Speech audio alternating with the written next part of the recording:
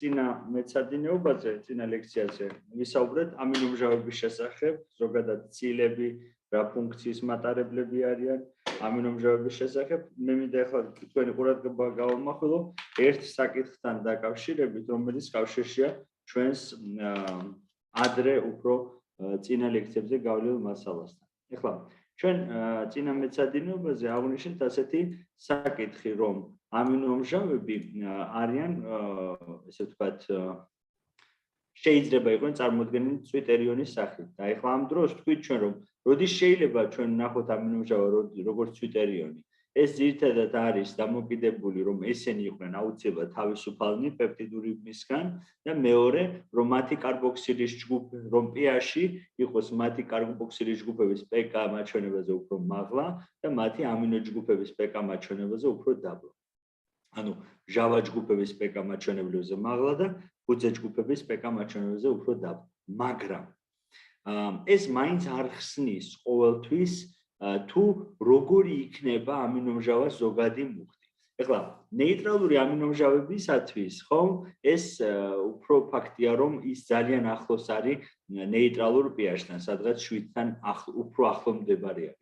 იმიტომ რომ აქ მხოლოდ ორი იონიზირებადი ჯგუფი გვაქვს, მაგრამ რა შემთხვევა არის, როდესაც ჩვენ გვაქვს უფრო მეტი იონიზირებადი ჯგუფი, აი მაგალითად ლიზინის შემთხვევაში, მაგალითად გლუტამატის შემთხვევაში, ხო? ამ დროს როგორია ამინომჟავას დამუხტულობა?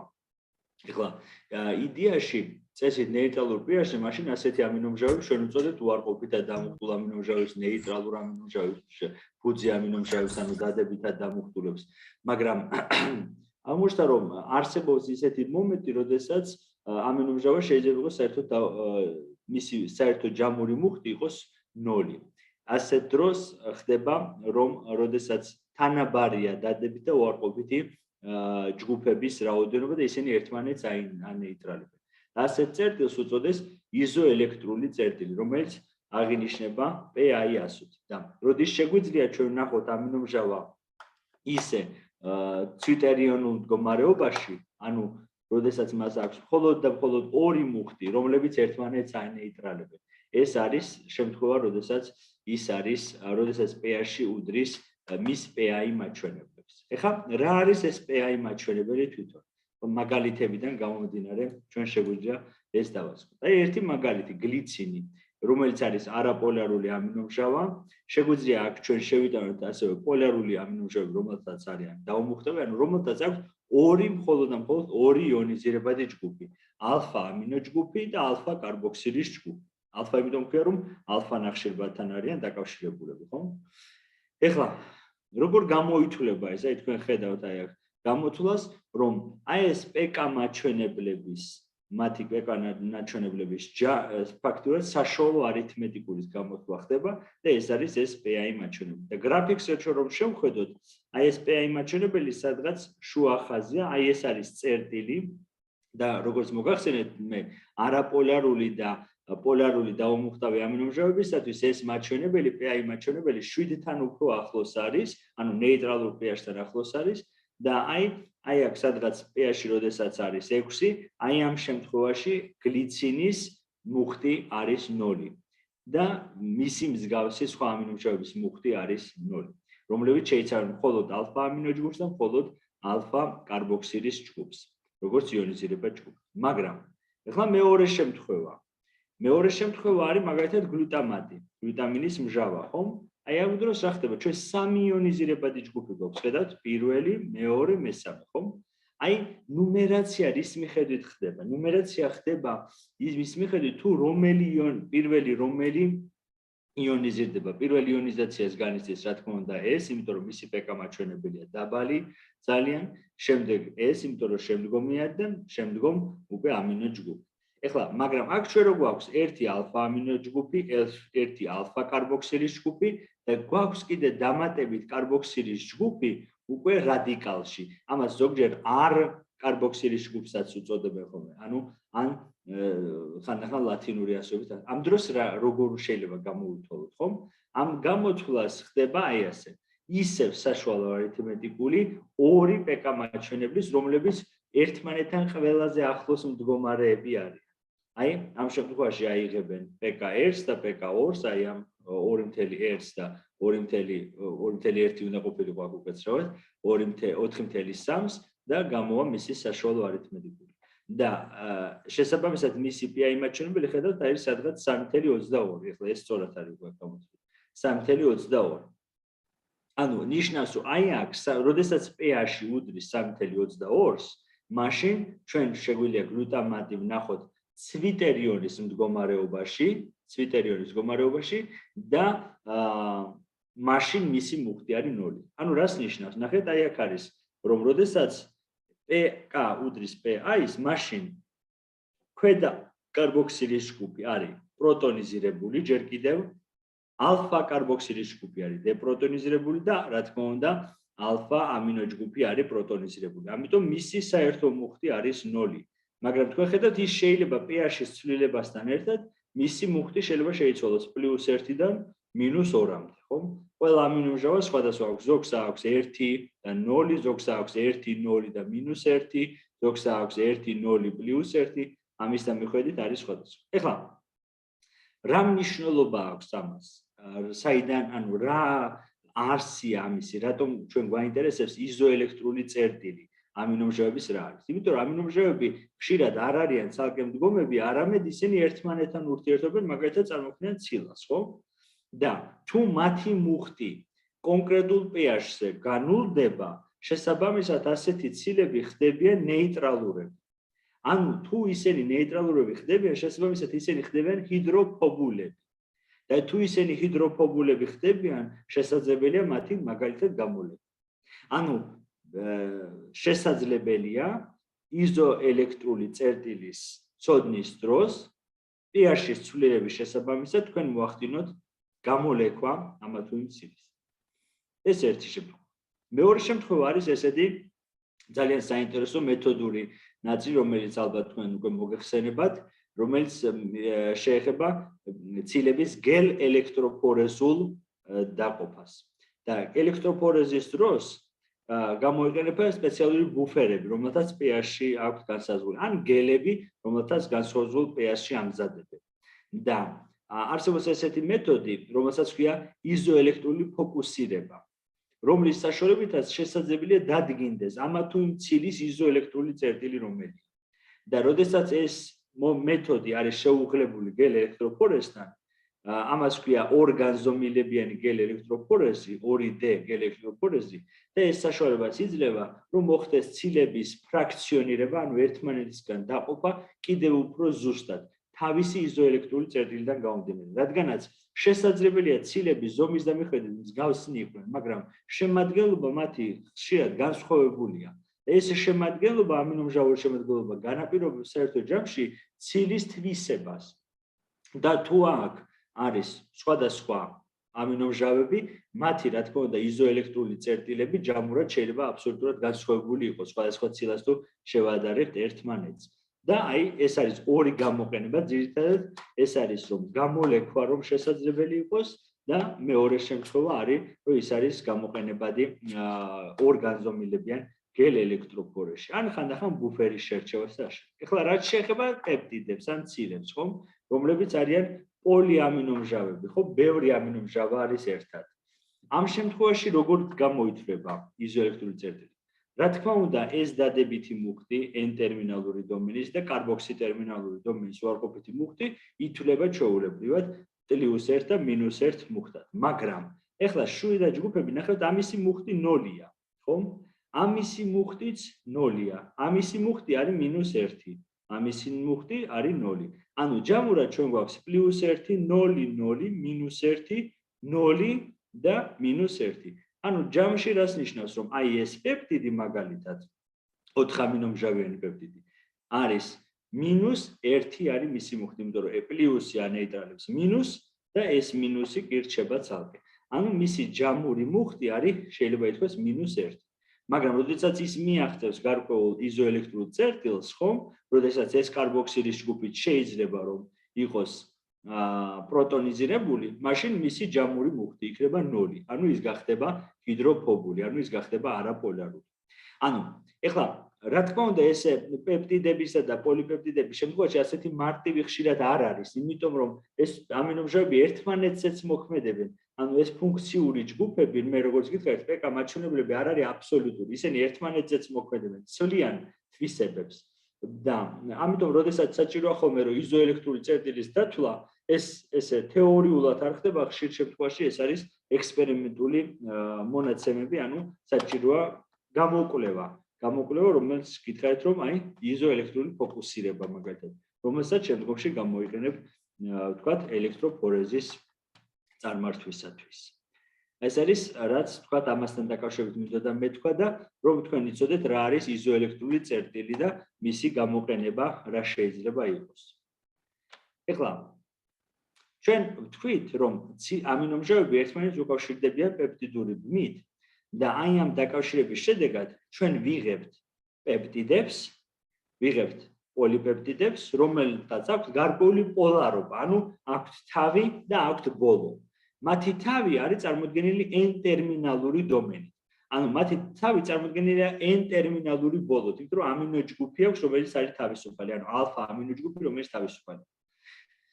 პეპტიდური ბმა წარმოიქმნება ერთი ამინომჟავას კარბოქსილის ჯგუფსა და მეორე ამინომჟავას ამინო ჯგუფს შორის.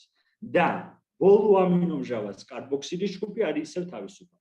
ანუ ამიტომაც ამ უბანს უწოდებენ C-ტერმინალური დომენი. ესე იგი, ყველა ცილა, რომელიც ჩვენ ვიცით ძუძუმწოვრებში მაგალითად, იწყება n-ტერმინალური თავიდან და ბოლოვდება C-ტერმინალურ ბოლოზე.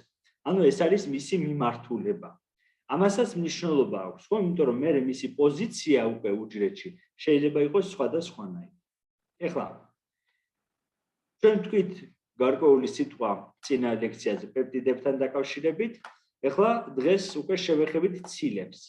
ცილა და პოლიპეპტიდი უკვე აღნიშნეთ, რომ ეს არის სინონიმები.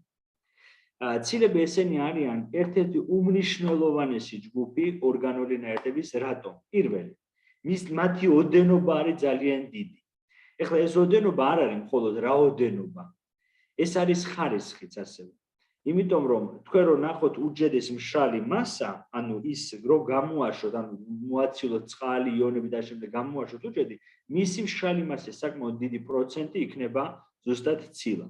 და ეს ცილები არ არიან უფუნქციო, არამედ ესენი არიან ძალიან მრავალფეროვანი ჯგუფი ორგანული ნაერთებისა, რომლებიც ასრულებენ ძალიან მრავალფეროვან ფუნქციას. რატომ? იმიტომ რომ ისინი აგებული არიან 20 სხვადასხვა ამინომჟავის და მათი ვარიაციების მეშვეობით და შესაბამისად და კიდევ შესაძლებელია აქ რაღაცების დამატება და შემდეგ და შესაბამისად ჯამურად ამათ შეუძლიათ შექმნან უამრავი ფორმა, უამრავი სტრუქტურა და ეს ფორმა რადგანაც შეიძლება შეიქმნას სხვადასხვანაირი და ეს ხშირად ეს ფორმა არის ძალიან ესე თქვა ლაბილური, ანუ ძალიან დინამიური, ამიტომ ცილების ფუნქციებიც მრავალფეროვანია, იმიტომ რომ სტრუქტურა თუ მრავალფეროვანია, მას შეუძლია მრავალფეროვანი ფუნქციის შესრულება. რატომ? იმიტომ რომ ქიმიურ დონეზე მოლეკულები ერთმანეთთან ქიმიურ კავშირებს ამყარებენ და თუ ბევრი ადგილია დაკავშირების, შესაბამისად მას ბევრ რაღაცას შეუძლია მონაწილეობა მიიღოს, ბევრ რეაქციას შეუძლია მონაწილეობა მიიღოს. 1953 წელს თქვენ იცით რომ ვოტსონმა და კრიკმა ესე ვთქვათ მოგვაწოდეს დნმ-ის ორმაგის სპირალის იდეა და ამან მოახდინა გადატრიალება და ფაქტიურად ამან განაპირობა რომ ჩამოყალიბდა დარგი რომელიც გამოეყო ბიოქიმიას რომელსაც დღეს უკვე მოლეკულურ ბიოლოგიას უწოდებს მაგრამ და ამაში ნობელის პრემია მიიღეს მაგრამ ამას გარდა ფრედერიკ სანგერმა რომელიც საკმაოდ ცნობილი მეცნიერია რომელიც მუშაობდა სეკვენირებაზე, მუშაობდა სეკვენირებაზე და შემდეგ, მან პირველმა ისევ და ისევ 1953 წელს მოახერხა, რომ გაშიფრა ესეთი ცნობილი ჰორმონის, თქვენ იცით, ინსულინის სტრუქტურა. ინსულინის სტრუქტურა და მან ნახა რა ამინომჟავები არის ამ ინსულინში მოთავსებული. და იმას შემდეგ სადღაც მე მგონი 200,000-მდე ცილა არის უკვე გაშიფრული და მე როგორც ვიცი და დადგენილია მათი თანმიმდევრობა. ეხლა რა მნიშვნელობა აქვს ამ თანმიმდევრობის ცოდნას, რა მნიშვნელობა აქვს იმას, რომ ჩვენ ვიცოდეთ რა ამინომჟავებია ამ თუ იმ ცილაში. პირველი ამას უდიდესი მნიშვნელობა აქვს დაავადებების კუთხით.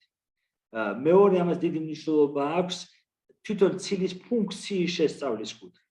იმიტომ რომ ახლა ორივე შემთხვევაში როდესაც დააკვირდებ, ასევე დიდი მნიშვნელობა აქვს პოპულაციური გენეტიკის კუთხით. აი, როდესაც შენ შეადარებ ორ მეზობელ ცილას, ორ ესე ვთქვათ, მონათესავე ცილას და ნახავი გარკვეულ ცვლილებას ამინომჟავებში და ეს ცვლილება თუ დაკავშირებულია ახალი სახეობაში რაღაცა ფორმაციების ჩამოყალიბებასთან, ეს ცვლილება თუ დაკავშირებულია გარკვეულ პათოლოგიებთან, ეს ცვლილება თუ არის დაკავშირებული რაღაცა გაუმჯობესებასთან ზოგიერთ შემთხვევაში და თუ ცვლილება არის დაკავშირებული გარკვეულ ფუნქციის შეძენასთან, აი ამისათვის აქვს მნიშვნელობა სტრუქტურის ცოდნას.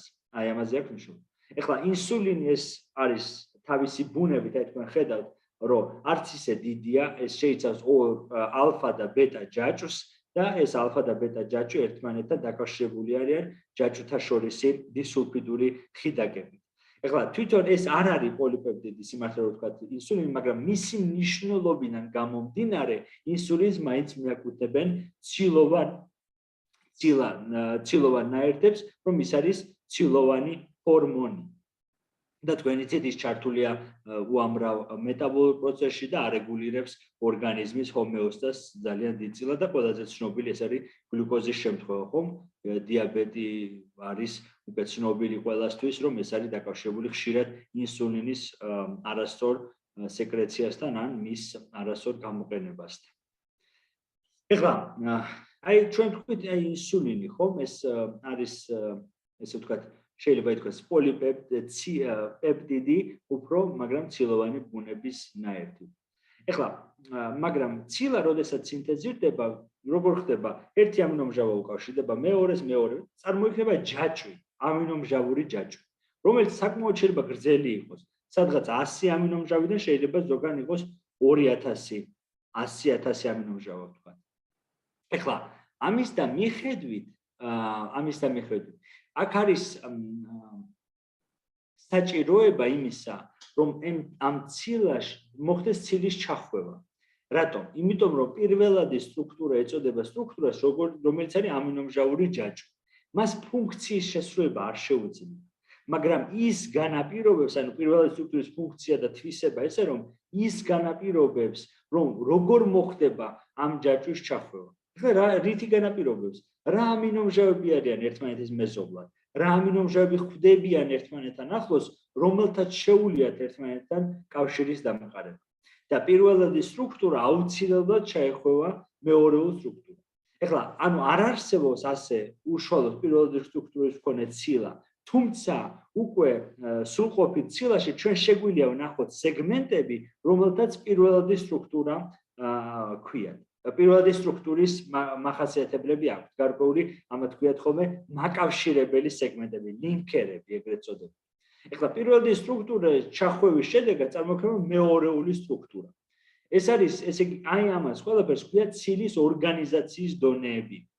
ეხლა მეორეული სტრუქტურა აღმოჩნდა, რომ ეს ამინომჟავები კი ერთმანეთთან კავშირდებიან, მაგრამ ესე იგი პირველად სტრუქტურაში ჩვენ გვაქვს ძირითადად პეპტიდური ბმები და შესაძლებელია, აი როგორც ინსულინის შემთხვევაში, იყოს დისულფიდური ხიდაკები ორ ცისტეინს შორის. ეხლა მეორეულ სტრუქტურაში რა ხდება? მეორეულ სტრუქტურაში არის ასეთი განსხვავებულობა. ამინომჟავების შემადგენლობა, სეგმენტების ამინომჟავების შემადგენლობა განაპირობებს მეორეული სტრუქტურის ფორმას. ამ სტრუქტურაში ჩვენ გვაქვს ორი შესაძლო შემთხვევა.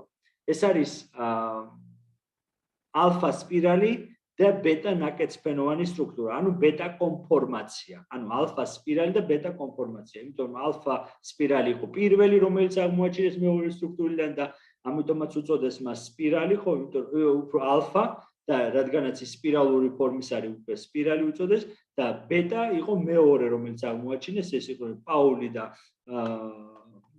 პოლინგი და კორი, რომელმაც ეს აღმოაჩინეს და მეორე იყო ბეტა და რადგანაც მას სპირალური თვისება კი არ ჰქონდა, ფორმა ჰქონდა უფრო ნაკეცების მსგავსი, ბრტყელი, დაბრტყელებული ნაკეცების მსგავსი. ამიტომ უწოდეს ბეტა კონფიგურაცია ან ბეტა ნაკეცფენოვანი სტრუქტურა. ეხლა რა განსხვავება, რატომ არის რომ რაღაცა სეგმენტი ასე იხვევა და მეორე სეგმენტი მეორენაირი. აქ არის განსხვავება ამინომჟავების შორის ურთიერთობაში. პირველი, როდესაც ერთი ამინომჟავა, აი ეს არის ერთი ამინომჟავა. ამინომჟავას ამინოჯგუფის წყალბადი, ანუ დარჩენილი ერთი წყალბადი, უკავშირდება მისგან მეოთხედ მდგომი კარბოქსილის, კარბონილის ჯგუფის ჟანგბადს წყალბადური ბმით. ამ შემთხვევაში ამ სეგმენტის ჩახვევა ხდება ალფა სპირალის ფორმაში. აი და თქვენ ხედავთ, რომ აი აქ სეგმენტები არის, ზოგიერთი არის ალფა სპირალის მატარებელი, ნამდვილად, იმიტომ რომ მათთან არის დაკავშირება 1-4-თან პრინციპი. ეხლა ამას გარდა ამინომჟავებს თქვენ იცით, რომ აქვთ არა მარტო ეს ძირითადი ნაწილი, რომელიც შეიძლება ითქვას, რომ არის საყრდენი, ხომ? ანუ სადაც არის ეს ალფა კარბოქსილი, ალბა ნახშირბადთან დაკავშირებული ამინო და კარბოქსილის ჯგუფები, რომლებიც პეპტიდურ ბმას ქმნიან. ამიტომ, მაგრამ ამას გარდა არის რადიკალები. და აღმოჩნდა, რომ რადიკალები განაპირობებენ ეს სეგმენტი ჩაიხვევა ალფა სპირალის ფორმით თუ ბეტა კონფორმაციის ფორმით. ასეთი ამინომჟავები არის მაგალითად ამინომჟავა გლიცინი. ასეთი ამინომჟავა არის მაგალითად ამინომჟავა პროლინი. ასეთი ამინომჟავა არის ამინომჟავა ლეიცინი. ასეთი ამინომჟავა არის თურმე ამინომჟავა სერინი. ასეთი არის ფენილ, ან ამინომჟავები, რომელთა რადიკალები აი ამ ალფა სპირალურ სტრუქტურაში ვერ ხვდებიან, ანუ ვერ თანხვდებიან, ვერ ლაგდებიან, სწორად განაპირობებენ ამ ალფა სპირალის დარღვევას. და ისინი ძირითად შემთხვევაში ქმნიან გარკვეულ, ესე იგი, არღვევენ პრინციპს 1-4-თან და ქმნიან იმის საფუძველს, რომ აი ერთი პოლიპეპტიდური ჯაჭვის სხვადასხვა სეგმენტი მოხრას იწვევენ ისინი გარკვეულ სეგმენტში და აი ამ მოხრის შედეგად ორი სეგმენტი ერთი პოლიპეპტიდური ჯაჭვის ერთმანეთს ახლოს მივახლოვდება. და თუ ისინი ახლოს მივლენ ერთმანეთთან, ამ შემთხვევაში ისევ და ისევ წარმოიქმნება წყალბადური ბმა, ოღონდ წყალბადური ბმა წარმოიქმნება პარალელურ პრინციპით. აი ხედავთ, აქ არის პერპენდიკულარული. აი ღერძის პერპენდიკულარულად არის წყალბადური ბმები წარმოქმნილი. აქ არის ღერძის პარალელურად წარმოქმნილი ეს წყალბადური ბმები. ისევ კარბონილის ჯგუფის ჟანგბადსა და ამინო ჯგუფის წყალბადს შორის, მაგრამ უკვე მეზობელ ამინომჟავებს შორის, ანუ ორ ჯაჭვს შორის მეზობელ ამინომჟავებს შორის. ახლა ზოგიერთი ამბობს, რომ აი ბეტა სტრუქტურა წარმოიქმნებაო ორი პოლიპეპტიდური ჯაჭვის დაკავშირების შედეგად. ახლა აქ ისმის ხოლმე კითხვა, რომ ეს რას ნიშნავს, სხვადასხვა ცილა უკავშირდება ერთმანეთს? არა, ეს რა თქმა უნდა ესე არ არის. აი კიდევ ერთხელ განმეორდები, ეს არის ერთი და იგივე პოლიპეპტიდური ჯაჭვის სხვადასხვა სეგმენტი, რომლებიც კონკრეტული ამინომჟავების ალანინი, გლიცინი, პროლინი, სერინი, ლეიცინი ამათი გავლენით ხვდებიან ერთმანეთთან ახლოს, იმიტომ რომ ისინი იწვევენ მოხრას, არა სპირალიზაციას, არამედ იწვევენ აი ესეთ მოხრას კონკრეტულ სეგმენტში პოლიპეპტიდური ჯაჭვის და ორ ჯაჭვის ორი ნაწილი ერთმანეთთან ახლოს. ეხლა ეს შეიძლება იყოს არა მარტო ორი, არამედ შეიძლება მოხრა აქაც იყოს და მესამე იყოს. ასე შესაძლებელია დაახლოებით 10 პოლიპეპტიდური 10 სეგმენტი ერთი პოლიპეპტიდური ჯაჭვის ერთმანეთთან ახლოს დადგეს და მათ შორის იქნება წყალბადური ბმები წარმოქმნილი. აი ამიტომაც არის ეს ბრტყელი სტრუქტურა, ამიტომაც არის ეს ესეთი ნაკეცფენოვანი სტრუქტურა. საერთოდ არსებობს ბეტა კონფორმაციაში არსებობს ძალიან მრავალფეროვანი სტრუქტურები, იმის და მიხედვით ეს მოხრილობები სად და როგორ არის. და ეს მოხრილობები ხან იწვევენ, რომ არსებობს პარალელური და ანტიპარალელური ბეტა კონფორმაცია. ეხლა ეს რაც შეეხებოდა მეორეულ სტრუქტურას, ხო? კიდევ არის საინტერესო, რომ ბეტა კონფორმაცია უფრო მეტად აი ცილებში, სადაც ჭარბობს ბეტა კონფორმაცია, ისინი უფრო მეტად ხსნადნი არიან წყალში. მაგრამ ცილებში, რომელშიც ჭარბობს ალფა სპირალი, ისინი უფრო ნაკლებად არიან ხსნადნი. მაგრამ ზოგადად იშვიათი შემთხვევაა, რომ ცილა შეიცავდეს მხოლოდ ალფა სპირალს ან ბეტა კონფორმაციას. იშვიათი. არსებობს ალფა სპირალის შემცველი ცილები, არსებობს ბეტა კონფორმაციის შემცველი ცილები და არსებობს ეგრეთ წოდებული ალფა ბეტა ცილები, რომლებიც ორივეს შეიცავენ. ანუ რაღაცა სეგმენტები ალფა სპირალის ეს ალფა სპირალურად არიან დახვეული, რაღაცა სეგმენტები ბეტა კონფორმაციის მატარებლები არიან. ეხლა აი ეს მეორეული სტრუქტურები საბოლოო ჯამში არის მეორე, ესე ვთქვათ, მეორე დონე კონფორმაციის, ცილის ორგანიზაციის და ესენი ერთიანდებიან, რომ კიდევ უფრო ჩაიხვევიან მესამეულ სტრუქტურაში. ხო, მეორეულ სტრუქტურის სტაბილიზაციას უზრუნველყოფს წყალბადური ბმები და ისევ დისულფიდური ხიდაკები, თუ ორი ცისტეინი მოხვდა ერთმანეთთან ახლოს. ეხლა, რაც შეეხება მესამეულ სტრუქტურას. აი უკვე მესამეული სტრუქტურა ეს არის სივრცული სტრუქტურა ცილის, აი თქვენ ხედავთ მასა აქვს, რა თქმა უნდა, ყოველს ამ ფორმის არ არის, მაგრამ მას აქვს გარკვეული ფორმა. აქ არის წარმოქმნილი ზოგან აი ალფა სპირალია, ზოგან ბეტა კონფორმაცია, ზოგან პირველადი სტრუქტურის მქონე მაკავშირებელი უბანია და ასე შემდეგ. და ეხლა რა ხდენს ამას? როგორ ხდება? მესამეული სტრუქტურა ეს არის, რომ უფრო მეტად კომპაქტიზაცია რომ ხდება, უკვე ეს იღებს ფორმას, სამ განზომილებიან ფორმას. და აი ამ ფორმის მიღების შედეგად მას უკვე ფუნქცია უნვითარდება. ეს არის ის, რომ აი მაგალითად ფერმენტებზე რო არის საუბარი ხოლმე, რომ აი აქტიური ცენტრი როგორ ყალიბდება, როდესაც ანუ ამინომჟავები, რომლებიც საკმაოდ დაცილებულები იყვნენ პირველად სტრუქტურაში ერთმანეთთან, შესაძლებელია ერთმანეთთან ახლოს მოთავსდნენ სივრცეში. ზუსტად იმიტომ, რომ მოხდა ასეთი ჩახვევა.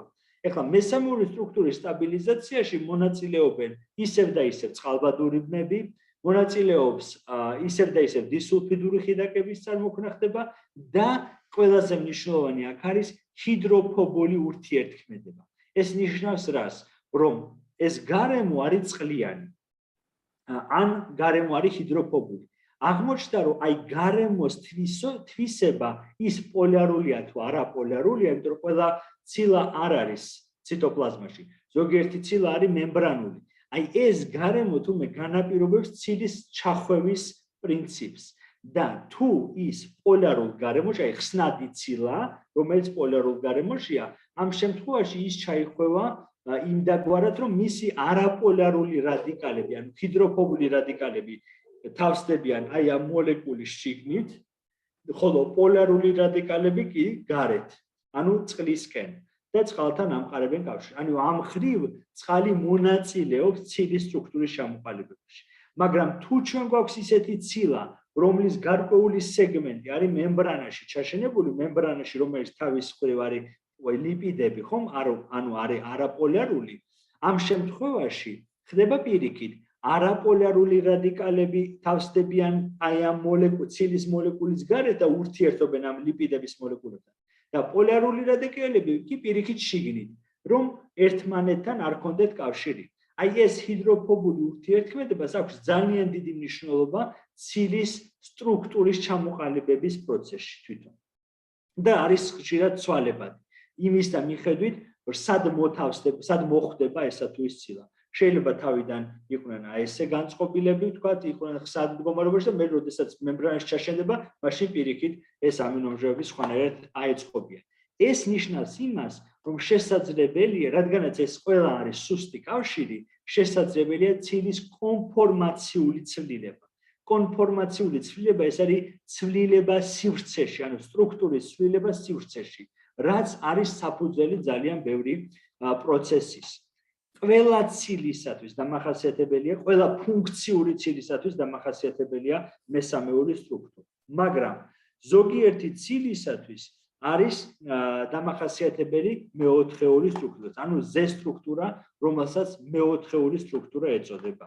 ხომ? მეოთხეული სტრუქტურის სტაბილიზაცია ხდება ესეთი ძალებით, რომელსაც ელექტროსტატიკური ურთიერთქმედება ქვია, ეს არის იონური, ესე ვთქვათ, კავშირები, ანუ ესე იგი მესამეულ და მეოთხეულ სტრუქტურაში უკვე კავშირში შემოდის რადიკალები. დადებითი და უარყოფითი ერთმანეთს უკავშირდება, ჰიდროფობულები ერთმანეთთან ამყარებენ კავშირს, პოლარულები წარმოქმნიან წყალბადურ ბმებს და ასე შემდეგ. ანუ მეოთხეული სტრუქტურა ფაქტიურად მესამეული სტრუქტურის მსგავსად სტაბილიზირდება ამ სუსტი იონური და ელექტროსტატიკური კავშირებით და სადაც შესაძლებელია წყალბადური ბმებით.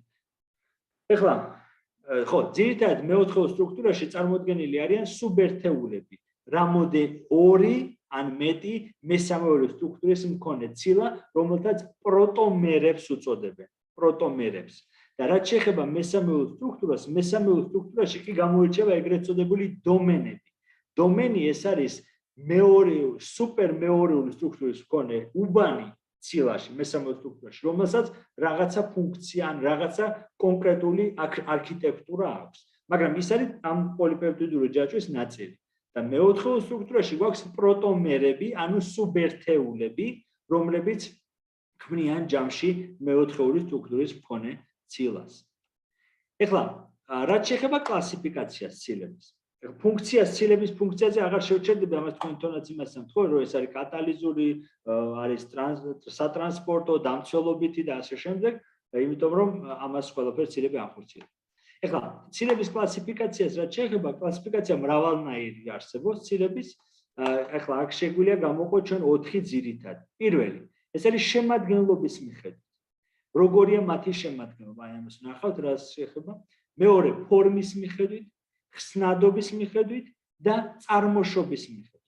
ეხლა დავიწყეთ ბოლოდან, იმიტომ რომ ამაზე არ გავამახვილებთ ყურადღებას. ეს ძალიან თანამედროვე, ესე ვთქვათ, მიდგომა რა მხრივ არის, რომ ჩვენ ვიცით, რომ ცილები სინთეზირდება რიბოსომებს, მაგრამ აღმოჩნდა, რომ არსებობს ეგრეთ წოდებული არარიბოსომული ცილები. ანუ ცილები და პეპტიდები, რომლებიც არ სინთეზირდებიან რიბოსომაზე, არამედ ისინი სინთეზირდებიან კონკრეტული ფერმენტული სისტემების მოქმედებით, რომლებიცაც შეუძლიათ ისევ დაუკავშირონ ამინომჟავები ერთმანეთს. ეს წარმოშობის მიხედვით, ანუ რიბოსომული და არარიბოსომული ცილები არსებობს, ეს რომ თქვენ იცოდეთ. ეხლა, ხსნადობის მიხედვით ცილები იყოფა ორ ჯგუფად. ეს არის ეგრეთ წოდებული ხსნადი და უხსნადი, ხო? ეხლა ორი იქნება. საერთოდ უჯრედი არის გადაჭედილი ცილებით შეიძლება ითქვას. აი აქ თქვენ ხედავთ სურათს, აი ეს ყველა წერტილი ეს ფაქტობრივად ცილები არის. და ეს ცილები, რომლებიც არიან ციტოპლაზმაში, რომელიც არიან უჯრედგარეს სივრცეში, რომლებიც არ არიან დაკავშირებულები რაიმე ისეთ კონსტანტურ სტრუქტურასთან, ან არ არიან მემბრანის ჩაშენებულები, ასეთ ცილებს უწოდებენ ხსნად ცილებს. ხოლო უხსნად ცილებს უწოდებენ ცილებს, რომლებიც დაკავშირებულები არიან მემბრანასთან, ან ჩაშენებულნი არიან მემბრანაში და თქვენ იცით ამ მხრივ არსებობს ინტეგრალური ცილები, ტრანსმემბრანული ცილები და არსებობს ეგრეთ წოდებული პერიფერიული ცილები. მაგრამ, ხო, ეხლა ეს და აღმოჩნდა, რომ კიდევ უხსნადი ცილები არის ხშირად არასწორად სინთეზირებულიცილებიც, სადაც აქვს უხსნადობის თვისება. და ხშირად არასწორად სინთეზირებული ცილა, აი ამის კარგი მაგალითია, მაგალითად, როდესაც არის წარმოიქმნება ალცჰეიმერის დაავადების დროს ბეტა ფოლაქები, ხო? ის არის ბეტა ამილოიდის წინამორბედი ცილის არასწორი დახლეჩის შედეგად წარმოიქმნება ეს უხსნადი კომპონენტი, რომელიც არ იხსნება წყალში და წარმოქმნის გარკვეულ ჩანართებს. აი ისინიც უხსნადი ცილები არიან და მიეკუთვნებიან უკვე პათოლოგიურ უხსნად ცილებს. ეხლა, აქ არის ერთი მომენტი, რაც მინდა რომ დაიმახსოვროთ, რომ არსებობენ ცილები, აი მაგალითად ცილები, რომლებიც არიან მემბრანასთან დაკავშირებული. აი თქვენ ხედავთ, აი აქ არის ცილა, რომელიც დაკავშირებულია მემბრანასთან. ანუ ეს ცილა მემბრანაში კი არ არის ჩამჯდარი, მას აქვს რაღაცა უბანი, რითიც მემბრანას უკავშირდება, ანუ თითქოს ღუზა აქვს, რომელიც მემბრანაში არის ჩასმული. ასეთი ცილები შესაძლებელია, რომ უხსნადიდან გადავიდნენ ხსნად მდგომარეობაში. ანუ როდესაც ამბობენ ხოლმე, რომ მემბრანული ცილა ეს არის უხსნადი, რადგან მემბრანასთან დაკავშირებული. და ხსნადი ეს არის, რომელიც მემბრანისგან მოცილებული. კიდევ ერთი ასეთი განმარტება არსებობს, რომ ცილები, რომელთა დაახლოებით 70% არის ხსნადი, ანუ პოლიარული ამინომჟავებით აგებული არის ხსნადი. და ცილები, რომელთა დაახლოებით 30% არის ხსნადი ამინომჟავებით აგებული, ამ ასეთ ცილებს უწოდებენ კიდევ უხსნადს. ანუ აბსოლუტურად უხსნადი ცილები ფაქტიურად არ არსებობს, იმიტომ რომ სხვანაირად ისინი გამოილექებოდნენ უბრალოდ აი ამ უჯრედული სივრციდან. ეხლა მეორე კლასიფიკაცია ეს არის მათი შემადგენლობის მიხედვით. შემადგენლობის მიხედვით არსებობს ორი ჯგუფი ცილებისა: მარტივი და რთული ცილი. ეხლა მარტივი ცილებია ცილები, რომელთა ჰიდროლიზის შედეგად მხოლოდ და მხოლოდ ამინომჟავები გამოიყოფა. ხოლო რთული ცილებია, რომელთა ჰიდროლიზის შედეგად ამინომჟავებთან ერთად გამოიყოფა სხვა არაცილოვანი ნაწილი, რომელსაც პროსთეტულ ჯგუფს უწოდებენ. ანუ რთული ცილების ცილოვან ნაწილს უწოდებენ აპოპროტეინს. ხოლო არაცილოვან ნაწილს უწოდებენ პროსთეტულ ჯგუფს. ესეც რო ვიცოდეთ. ეხლა ჩვენ აი ამ ჯგუფებს, რომელიც არის უკაცრავად გლიკოპროტეინები, სადაც ნახშირწყალი დაკავშირებულია ცილებთან, ლიპოპროტეინები, ცილისა და ლიპიდის კავშირი, მეტალოპროტეინები ან ქრომოპროტეინები, ამას ჩვენ ვეცდებით, რომ თანდათან განვიხილოთ სხვადასხვა ორგანულ ნაერთებთან ერთად, რომ არ გადავტვირთოთ ეს მასალა ძალიან. ეხლა ოღონდ პრინციპი ეხლავე უნდა ვიცოდეთ და პრინციპი ეხლავე უნდა შევიტყვით. ერთადერთი ჯგუფი, რომელსაც დღეს ჩვენ განვიხილავთ, ესენი არიან მეტალოპროტეინები და ქრომოპროტეინები.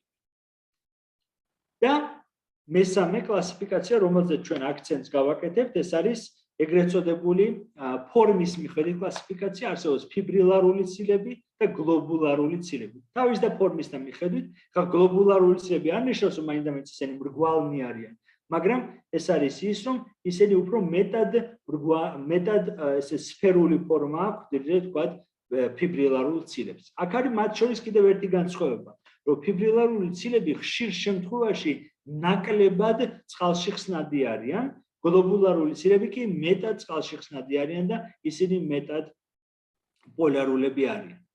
და საკმაოდ დიდი ნაწილი ცილებისა არის გლობულარული ცილები.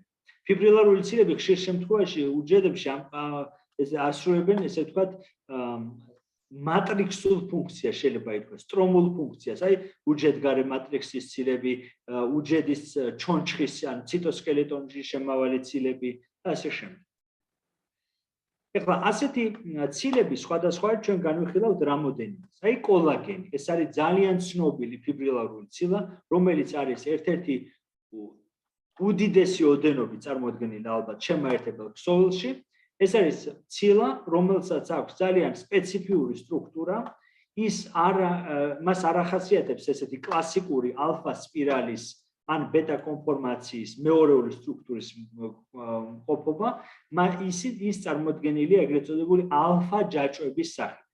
ანუ კოლაგენი, როდესაც სინთეზირდება ენდოპლაზმურ ბადეზე, შეიძლება ითქვას, სინთეზირდება ალფა სპირალები, ესე ვთქვათ, ჯაჭვების სახით, ალფა ჯაჭვების სახით.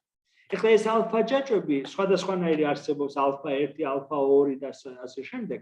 ეს ალფა ჯაჭვები არის გამორჩეული იმით, რომ რატომ აქვთ მათ არასტანდარტული სტრუქტურა, რატომ არ ეხვევა ეს სტრუქტურა ან ალფა სპირალად, ან ბეტა კონფორმაციად. იმიტომ რომ ამინომჟავურის შემადგენლობა აქვს ძალიან საინტერესო. აქ ხდება ესეთი განმეორებადი უბნები, სადაც ყოველი მესამე ამინომჟავა არის გლიცინი. და მე არის X და Y, ეს ნიშნავს ესე ვთქვათ ზოგადად რო აღნიშნოს და X-ის ადგილას უმეტეს შემთხვევაში არის პროლინი და Y-ის ადგილას უმეტეს შემთხვევაში არის ამინომჟავა პროლინის მოდიფიცირების ფორმა, რომელსაც ჰიდროქსიპროლინი ეწოდება. ეხლა კოლაგენის სინთეზი, აი ამ ალფა ჯაჭვის სინთეზი, როდესაც ხდება, ეს სინთეზი ხდება, ესე იგი, ეს კოლაგენი შედგება თვითონ 3 ალფა ჯაჭვისაგან, საბოლოო კოლაგენი. ამიტომ 3 ალფა ჯაჭვი სინთეზირდება ენდოპლაზმურ ბადეში, მასზე მოქმედებს ფერმენტი პროლინ ჰიდროქსილაზა და შეიძლება იყოს ლიზინ ჰიდროქსილაზაც, რომლებიც ახდენენ პროლინისა და ლიზინის ამინომჟავების ჰიდროქსილირებას, ანუ ჰიდროქსილის ჯგუფს აბავენ მათ და ასევე ხდება გლიკოზილირება, ანუ დაემატება ან გლუკოზა, ან გალაქტოზა, აი ამ ჯაშს, იმისათვის რომ მეტად მედეგი იყოს და საბოლოო ჯამში ალფა სპირალები იწყებენ ერთმანეთთან დაკავშირებას. ალფა ჯაჭვები ერთმანეთს უკავშირდებიან, ანუ ერთმანეთზე ხდება შემოხვევა. ამისთვის არსებობს სპეციფიური ცილები, რომელთაც შაპერონები ეწოდებათ, ესენი ჩახვევაში მონაწილეობენ. ეხლა ეს ალფა ჯაჭვები, როდესაც ერთმანეთს გადაეხვევიან, აი ამ უბნებში, აი რომელიც არის ესე ვთქვათ ღია უბნები, ხომ? აი ესეთი უბნები, ნახეთ, რომლებიც არ არიან ერთმანეთზე გადახვეული. რეალურად ისინი ერთმანეთზე იმიტომ არ არიან გადახვეული, რომ აქ ჩვენ პროლინი და ჰიდროქსიპროლინი ნაკლებად ხდება. მაგრამ სამაგიეროდ ეს უბნები არის მდიდარი ამინომჟავა ცისტეინი. ამიტომ აი ეს უბნები ერთმანეთს უკავშირდებიან დისულფიდური ხიდაკებით და იწვევენ საბოლოო მოლეკულის სტაბილიზაციას, რომ ეს ჩახვეული ჯაჭვები სტაბილურად იყვნენ ერთმანეთთან დაკავშირებული.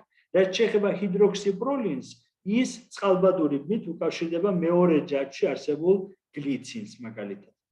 ეხლა და ამითი ხდება ეგრეთ წოდებული ესე განივი ხიდაკების წარმოქმნა შიგნით ამ კოლაგენში.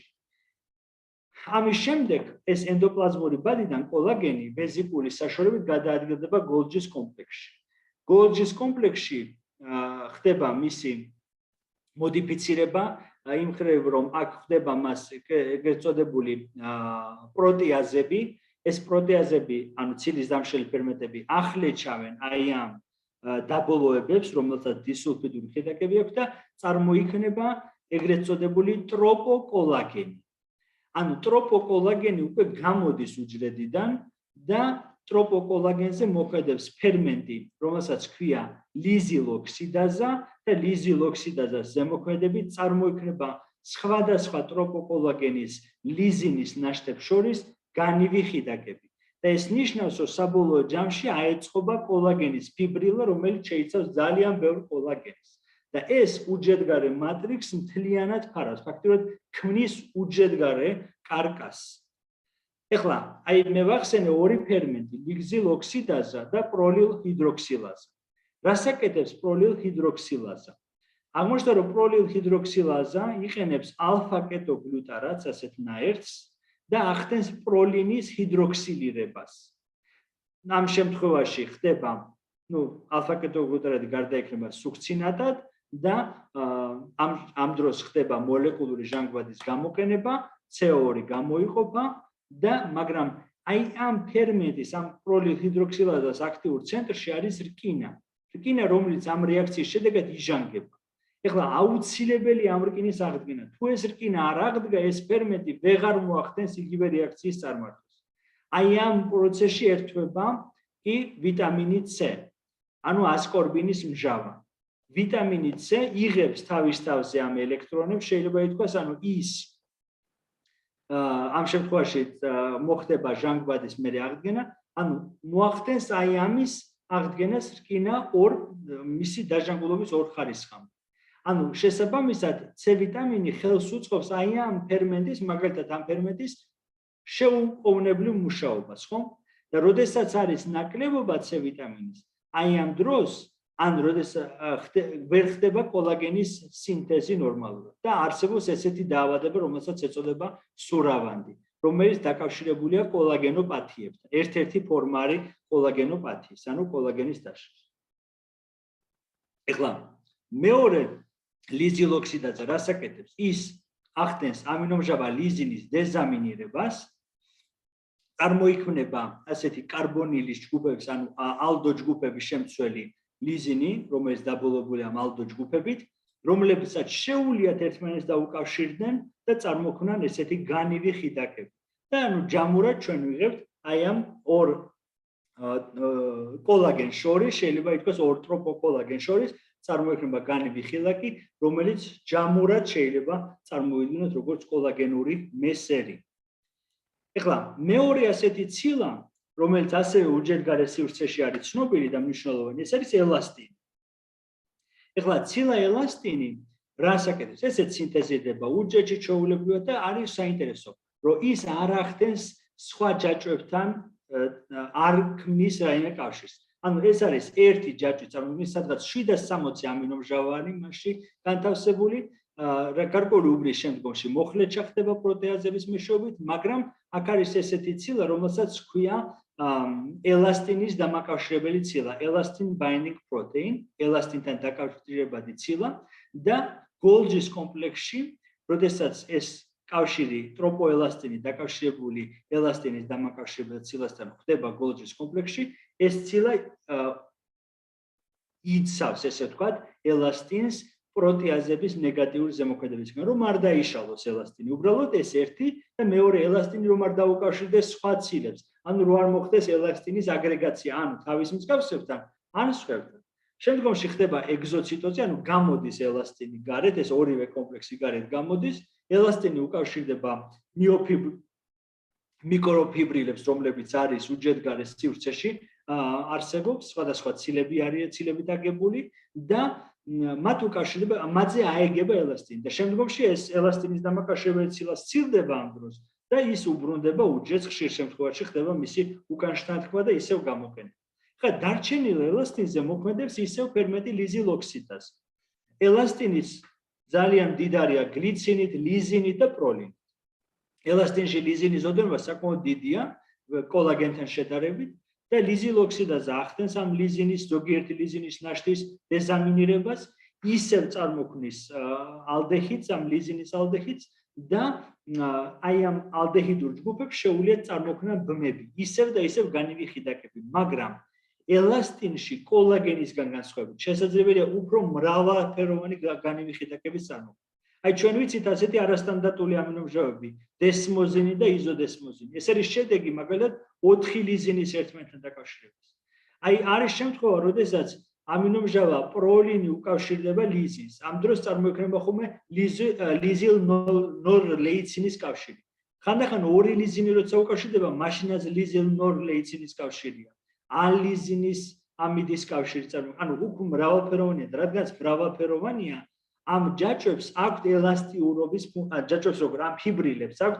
ელასტიური თვისება ანუ მათ შეუძლიათ გაწელვა და შეკუმშვა აი ეს არის ელასტინთან დაკავშირებით ეხლა მიოგლობინი უკვე ესე იგი ეს ელასტინი კოლაგენი სხვა კერატინი და შემდეგ ესენი არიან ფიბრილარული ცირები რომლებიც ძირითადად გვხვდება უჯრედგარე სივრცეში ეხლა მიოგლობინი ეს არის ქსოვილებში კუნთოვან ქსოვილში არსებული ცილა გლობულარული ცილა თქვენ ხედავთ გლობულარული ფუნქცია აქვს ის შედგება დაახლოებით 8 სეგმენტისაგან და აი ამ სეგმენტებს შორის F და S სეგმენტებს შორის შესაძლებელია და არსებობს ესეთი ჯგუფი რომელსაც ჩვენ ჰემის ჯგუფს უწოდებთ ჰემის ჯგუფი რომელიც შეიცავს პროტოპორფირინის ბირთვს და მასში მოთავსებულ რკინას ეს არის მისი მეორე და აღმოჩნდა რომ ამ F სეგმენტის ჰისტიდინი ახდენს აი ამ უფრო დაკავშირებას აი ეს არის უბანი ეს პროქსიმალური ჰისტიდინი ქვია მას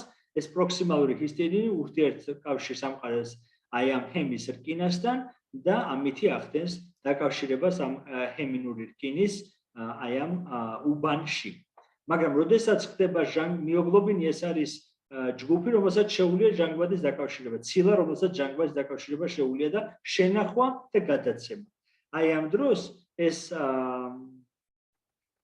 რკინა ესე იგი ჟანგბადის დაკავშირების შედეგად ხდება რკინის გადაადგილება სივრცეში და უკვე დისტალური ჰისტიდინი რომელიც არის S სეგმენტის ჰისტიდინი რეალურად S სეგმენტის ჰისტიდინი აი ეს ახდენს აი ამ ჟანგბადის ესე ვთქვათ სტაბილიზაციას ამ სივრცეში ეხლა როგორ ხდება აი ეს იგივე ხო ეს სურათი თქვენ ხედავთ რომ აქ მხოლოდ ჰისტიდინები არ მოქმედენ აი მაგალითად ამინომჟავა ფენილალანინი ამინომჟავა ვალინი ანუ ისინი უკვე აი ამ დამატებით ჯგუფებთან პიროლის ბირთვებთან ჰიდროფობულ ჯგუფებთან ვალინი და ფენილალანინი ახდენს მათ სტაბილიზაციას სივრცეში ხოლო ეს ჰისტიდინები კი მონაწილეობენ აი ამ ჟანგბადის დაკავშირება გაცემის პროცესში და საინტერესოა რომ ამ დროს არ ხდება რკინის დაჟანგვა ამ დროს რკინა ინარჩუნებს თავის ჟანგვით ხარისხს ეს ერთი და მეორე აი საინტერესო რომ მიუხედავად ამისა ფერის ცვლილება მაინც ხდება ანუ უფრო ესე ვთქვათ ალისფერი ფერიდან გადადის უფრო მოლურჯო შეფერილობაში ეს პიგმენტი ეხლა მიოგლობინის ჟანგბადი უკავშირდება ჩვენ თუ შევხედავთ და ჟანგბადის დაკავშირებას დავინახავთ რომ რაც უფრო იზრდება ჟანგბადის კონცენტრაცია მიოგლობინის უკავშირდება და რაღაც მომენტის შემდეგ აღარ ხდება ზრდა ეს ნიშნავს რომ მიოგლობინის მოლეკულები რაც არის ამ სივრცეში განლაგებული არის გაჯერებული ჟანგბადით და ჟანგბადით გაჯერებული არის ნიშნავს იმას რომ ის რამდენსაც გასცემს იმდენს მიიღებს და ამის მეტი პოტენციალი მას არ აქვს შესაბამისად მას აქვს გარკვეული მაქსიმალური სიდიდე ანუ სატურაციას არის ჟანგბადით გაჯერება სატურაციის მაქსიმალური სიდიდე ახასიათებს და როდესაც უნდა თქომე რომ დაახასიათონ ჟანგბადით სატურაცია იღებენ ამის ნახევარს და ამბობენ რომ აი პარციალური წნევის ნახევარზე ეს არის დაახლოებით 50% მიოგლობინის გაჯერების სიდიდე ეხლა მეორე გლობულარული ცილა რომელიც არის ძალიან ცნობილი ეს არის ჰემოგლობინი ანუ მონათესავე მიოგლობინისთვის მიოგლობინი თუ არის მესამეული სტრუქტურის მქონე ცილა ხო ეს არის ერთი ის ჰემოგლობინი ეს არის მეოთხეული სტრუქტურის მქონე ცილა იმიტომ რომ შეიცავს 4 სუბერთეულს ანუ 4 პროტომერს ჰემოგლობინი, ხო, ეხლა აქ და არ ვიცი აღნიშნე თუ არა, კოლაგენსაც და ელასტინსაც ახასიათებს მესამეული სტრუქტურა და მეოთხეულის. უბრალოდ ისინი განსხვავდებიან თავისი სტრუქტურის ჩამოყალიბებით, თქვა გლობულარული ცილების საქმე. ეს არ ნიშნავს, რომ მათ არ აქვს მესამეული სტრუქტურა. ანუ დაიმახსოვრეთ, რომ მეორეული და პირველადი სტრუქტურის მქონე ცილა არ არსებობს. ასე ცილა ვერ იქნება ფუნქციური. ეხლა ჰემოგლობინი შეიძლება შევხვდეთ ჩვენ ორ ფორმაში, T და R. განსხვავება არის ჟანგბადის დაკავშირებული ფორმა და ჟანგბადთან დაუკავშირებელი ფორმა. ანუ T ფორმა არის დეოქსიჰემოგლობინი და R ფორმა არის ოქსიჰემოგლობინი. ეხლა, როდესაც ჰემოგლობინის სტრუქტურაზე საუბრობენ, ამბობენ, რომ ის შედგება 2 ალფა და 2 ბეტა ჯაჭვებისაგან. ანუ ალფა 2, ალფა ბეტა 2 ტეტრამერისგან. ანუ არის 1 ალფა და 1 ბეტა და მეორე ბეტა და მეორე ალფა სუბერთეულები. მაგრამ თუ ჩვენ შევხედავთ ჰემოგლობინის ჟანგბადის სატურაციის გრაფიკს და ვინახავთ, რომ ეს გრაფიკი ესეთი კი არ არის, ანუ კი არ იზრდება და რაღაც პლატოზე გადის, არამედ გარკვეულ S ფორმის მსგავსია. ანუ ამას ქვია სიგმოიდურია, აი რაღაც მუხლს აკეთებს აქ. აი ასეთ ცილებს, რომლებიც აი ესეთ ეფექტს ახდენ, აქვიათ ალოსტერიული ცილები. ესეთი გრაფიკი ჩვენ გვაძლევს ინფორმაციას, რომ დაკავშირების საიტი არ არის არამედ 1, არამედ არის რამოდენიმე, 2 ან მეტი. და აი ასეთ ცილებს ეს ნიშნავს, რომ ალოსტერული ეფექტი რა არის, რომ როდესაც ცილას უკავშირდება ერთი ლიგანდი, ეს იწვევს მეორე ლიგანდის დაკავშირებას. ამიტომაც არის, რომ ეს გრაფიკი, როდესაც ადის, აი ესე კი არ გადადის პლატოზე, არამედ ისევ აგრძელებს სვლასევი და შემდგომში გადადის პლატოზე. აი ეს, ანუ ჰემოგლობინი ეს არის, ეს გრაფიკიც მიუთითებს, რომ ჰემოგლობინი ეს არის მრავალ სუბერთეულიანი ცილა, რომელსაც დაკავშირების სხვადასხვა რამოდენიმე ადგილი აქვს. ეხლა, როგორ შეიძლება, რომ ჟანგბადის დაკავშირება მოხდეს აქ? ალოსტერული ეფექტი ნიშნავს იმას ხშირად, რომ აქ არის ეგრეთ წოდებული კოოპერაციული მექანიზმი. ნიშნავს იმას, რომ პირველი ჟანგბადი, როდესაც დაუკავშირდება პირველ სუბერთეულს, ეს ამარტივებს მეორე ჟანგბადის დაკავშირებას. მეორე ჟანგბადის დაკავშირება ამარტივებს მესამეს და მესამე მეოთხეს. ამას ქვია კოოპერაციული მექანიზმი. მაგრამ ამასთან ერთად აღსანიშნულია, რომ შესაძლებელია არსებობს ესეთი მოდელიც, რომ ეს ჟანგბადები ერთდროულად დაუკავშირდნენ ჰემოგლობინს და გაცემა ესე საფეხურებრივად კი არ მოხდება, არამედ ერთბაშად, ანუ ერთბაშად შეიძლება დაიკავშირდნენ, ერთბაშად გასცენ. ანუ ორივე მოდელი შესაძლებელია, მაგრამ უმეტესად და უფრო ესე ვთქვათ, აქტიურად გამოყენებადი არის აი ეს მეორე კოოპერაციული მექანიზმი, როდესაც ერთ სუბერთეულთან დაკავშირება აადვილებს მეორე სუბერთეულთან დაკავშირებას და რაც გამოხატავს თვითონ ალოსტერიულ ეფექტს. ეხლა, როგორ ხდება ეს კოოპერაციული მექანიზმი? აი თქვენ ხედავთ, აქ ერთმანეთს ზედებს, აი ცისფერი და წითელი, ეს სხვადასხვა ფორმაცია ერთი და იგივე სტრუქტურის. აი, როდესაც არ არის ჟანგბადი დაკავშირებული, და როდესაც ჟანგბადი უკავშირდება, რკინა გადაადგილდება სივრცეში, ხომ წინა სურათებზე ჩანს. და აღმოჩნდა, რომ ეს გადაადგილება სადღაც არის 0.6 ანგსტრემი. ეს არის სიდიდე, რა სიდიდედაც ხდება მანძილის გაზომვა აი ამ მცირე მონაკვეთებზე. და ჯამურად ეს იწვევს ამ ჰისტიდინის გადაადგილებას. ჰისტიდინის გადაადგილება კი იწვევს მთელ სივრცეში აი ამ სუბერთეულის გადაადგილებას, აი ამ სივრცის გადაადგილებას, ამ სეგმენტის გადაადგილებას, სადღაც 1 ანგსტრემის სიდიდე. აი ეს გადაადგილება, აი ამ მეორე სურათზე ეს ჩანს. იწვევს იმას, რომ კავშირი თუ ალფა და ბეტა სუბერთეულს შორის იყო, აი მაგალითად ასპარტატსა და თიროზინს შორის, აი ამის შემდეგ, როდესაც ჟანგბადი დაუკავშირდება, ეს კავშირი ამ გადაადგილების გამო წყდება, ხო, ეხლა სუსტი კავშირი თუ გადაადგილე გაწყდება და უკვე კავშირი ყარდება იგივე სუბერთეულებს შორის, როგორც მაგალითად ასპარაგინი 102 და ასპარტატი 94.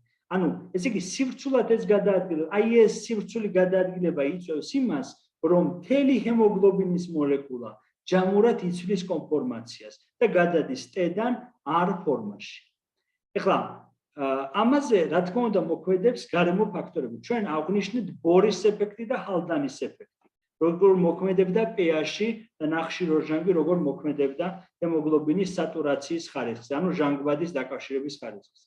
ეხლა არსებობს კიდევ ესეთი ნაერთი, რომელსაც ქვია 2,3 ბისფოსფოგლიცერატი, რომელიც ახდენს ჰემოგლობინის T ფორმის სტაბილიზაციას. ანუ ის აი ცენტრალურ ღარში, აი ამ პროტომერებს შორის ცენტრალურ ღარში თავსდება, ის ასტაბილურებს მათ შორის კავშირს და ამ ღარს, ესე ვთქვათ, ინარჩუნებს ამ ღარის გეომეტრიულ ფორმას. მაგრამ როდესაც ჟანგბადის დაკავშირება იწყება, ეს ხელს უშლის ამ დაკავშირებას, მაგრამ პირველი ჟანგბადი რო დაუკავშირდება, კავშირი ამ ფოსფოგლიცერატსა და იმ სუბერთეულს შორის სუსტდება. სუსტდება რატომ? იმიტომ რომ რადგანაც კონფორმაცია ამ სუბერთეულებისა იცვლება თანდათან, იწყებს ღარის შევიწროებას და ღარი რომ შევიწროება 2,3 ბისფოსფოგლიცერატი თითქოს ამოვარდება ამ ღარიდან და გადადის T ფორმა R ფორმაში. ესე იგი 2,3 ბისფოსფოგლიცერატი გარკვეულწილად არეგულირებს T ფორმიდან ან T ფორმის სტაბილიზაციას და ის არის გარდამავალი R ფორმაში რომ გადავა ეს ცილა მაშინ ამოვარდება. განსაკუთრებით ისეთ ადგილებში, სადაც არის ჟანგბადის ნაკლებობა, აი მაგალითად მაღალმთიან ადგილებში და შემდეგ, აი ძალიან მაღალ მთებში რო ადიან, ამ დროს რა ხდება? 2,3 ბისფოსფოგლიცერატის ოდენობა იზრდება, რატომ? იმიტომ რომ აქტიურად გამოანთავისუფლოს ჰემოგლობინმა ჟანგბადი. R ფორმა აქტიურად რო გადავიდეს T ფორმაში უკან. და ამ T ფორმამ ისევ მიიღო ჟანგბადი. ანუ 2,3 ბისფოსფოგლიცერატი ფაქტიურად აჩქარებს ჟანგბადის გამონთავისუფლების რეაქციას, რითიც ჟანგბადის მიღების შესაძლებლობას ზრდის. და არის პათოლოგიები სხვადასხვა, თქვენ იცით ასეთი ნამგლისებური ანემია, რომელიც არის შედეგი მხოლოდ და მხოლოდ ერთი ამინომჟავის ცვლილების ბეტა ჯაჭვში, ეს არის ამინომჟავა გლუტამატი, იცვლება ამინომჟავა ვალინით და ამ დროს წარმოიქმნება ეგრეთ წოდებული ჰიდროფობული ჯიბე. და ამ ჰიდროფობული ჯიბის საშუალებით სხვადასხვა ჰემოგლობინები ერთმანეთს უკავშირდებიან და წარმოქმნიან ეგრეთ წოდებულ ჰემოგლობინის ფიბრილას.